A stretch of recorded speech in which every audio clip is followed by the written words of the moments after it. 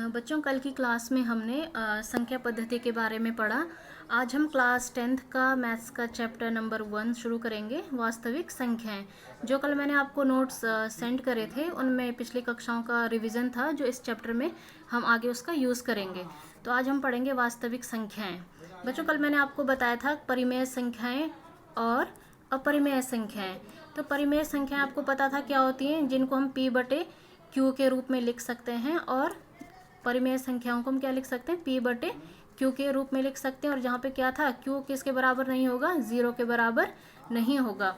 और अपरिमेय संख्याएं कैसी होती हैं, जो क्या बोला था मैंने कि जो अंडर रूट से मुक्त नहीं होती हैं, यानी कि उनमें अंडर रूट आपको दिखेगा उन संख्याओं में, जैसे √5, √7, ठीक है। इन्हीं संख्याओं का जो समूह होता है, सभी परिमेय और अपरिमेय संख्याओं का जो समूह होता है, उसी को हम क्या कहते हैं, वास्तविक संख्याएं कहते हैं। यानी कि इसमें परिमेय संख्याएं भी आएंगी और अपरिमेय संख्याएं भी आएंगी, जैसे -3, -2, 0, 1, और यहाँ पे दशमलव वाले अंक भी आएंगे, जैसे 1.5, 3.1। अब जो आगे इस चैप्टर में इम्पॉर्टेंट है बच्चों, वो है यूक्लिड विभाजन प्रेमिका।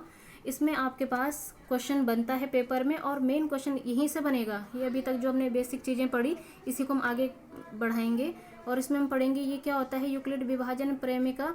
ये जनरली हम किस में यूज़ करते हैं, हमें किसी भी अगर संख्याओं को दो संख्याएं दे रखी हैं, अभी तक बचपन में आपने दो संख्याओं का HCF निकालना सीखा था, लेकिन अगर हम उसी को यूक्लिड विभाजन से करेंगे तो HCF कैसे ज्ञात होगा। यानी कि कुल मिला के बोलने का मतलब ये है कि हम यूक्लिड विभाजन प्रेमिका से क्या निकालते हैं, HCF निकालते हैं। वो आगे मैं आपको उदाहरण करके बताऊंगी कि कैसे निकालते हैं। अब यूक्लिड विभाजन प्रेमिका होती क्या है, इसमें दो धनात्मक पूर्णांक होंगे। धनात्मक पूर्णांक मतलब पॉजिटिव इंटीजर्स, पॉजिटिव नंबर्स होंगे हमारे पास, A और B। ये ऐसे दिए होंगे कि जब हम इनको क्या करेंगे, एक दूसरे से भाग देंगे, जो हमें छोटी संख्या होगी, जब हम उसका भाग किसी बड़ी संख्या में देंगे, तो जो हमें उत्तर मिलेगा वो हमेशा इस फॉर्म में मिलेगा। किस फॉर्म में मिलेगा, इस फॉर्म में मिलेगा, जहाँ पर क्या होगा, A = BQ + R। और जो ये RBQA है, मैं भी आपको स्पष्ट करती हूँ कि ये क्या है। जैसे हमारे पास दो संख्याएं दे रखी हैं, माना 3 और 7। हमें 3 और 7 से क्या निकालना है, इनका HCF निकालना है। तो 3 और 7 का HCF कैसे निकालेंगे, हम इसमें क्या करेंगे कि 7 में किसका भाग देंगे, हम 3 का, और फिर क्या होगा, 3 दूनी 6, बचा शेष कितना बच गया, 1 बच गया। तो R क्या हो गया हमारा, R हो गया रिमाइंडर, ठीक है। ये 3 क्या हो गया, A जो मैंने यहाँ पे लिखा है ये A हो गया, और ये 2 क्या हो गया,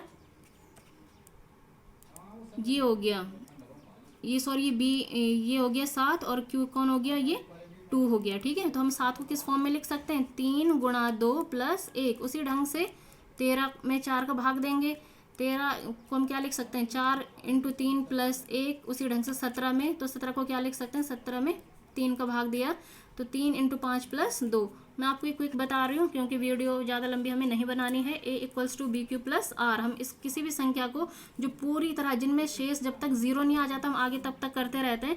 हमें भी अभी हमने छोटे क्वेश्चंस लिए, और आगे मैं आपको बड़े बड़े क्वेश्चंस बताऊंगी। तो बहुत ईजी था, एक सिंपल एक्सप्लेनेशन था। अब यूक्लिड विभाजन एल्गोरिथम क्या होता है, इसमें तो ये हमने 2 ही स्टेप्स करे, लेकिन अभी कई क्वेश्चन ऐसे आएंगे कि जिसमें ये बहुत बड़ी बड़ी संख्याएं होंगी, और हमें उसको एक ही स्टेप में क्वेश्चन खत्म नहीं होगा, हमें उसको क्या करना है, बहुत आगे तक बढ़ाना है, और इसी के जरिए हम उसका क्या निकालेंगे, HCF निकालेंगे उन दो संख्याओं का, ठीक है। तो इसको हम क्या कहते हैं, स्टेप वाइज मेथड कहते हैं, यानी कि महत्तम समावर्तक हमें इससे ज्ञात करने को मिलता है, ठीक है।